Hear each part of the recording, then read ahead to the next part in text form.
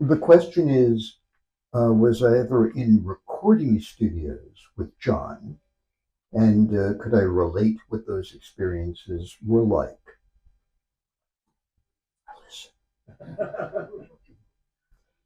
Yes, of course.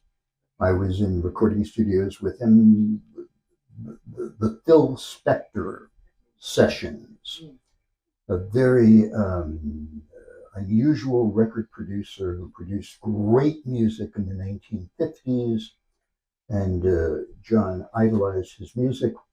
John wanted to do an album of old rock and roll songs that he loved, and he retained the services of Phil Spector to use the studios at A&M Records on La Brea Avenue to make the record.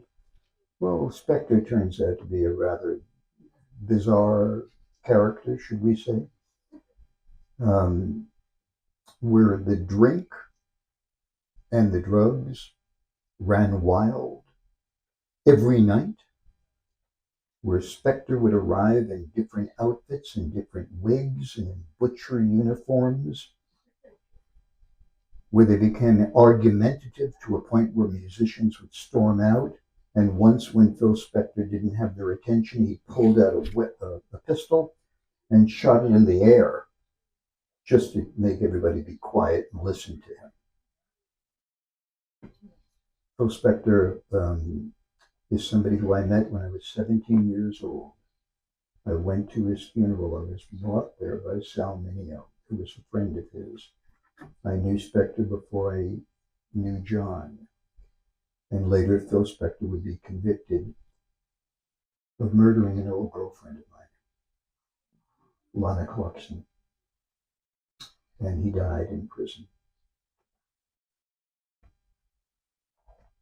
That's one type of recording session that I was in with John. I also attended the Double Fantasy sessions, the last album that he ever did in New York, where everybody was on their best behavior. And Yoko had sushi delivered every day and organic food. There was no alcohol or drugs allowed in the room. Everybody was absolutely clear, awake, eyes wide open, and it resulted in their last recorded album together, which is still regarded as a masterpiece.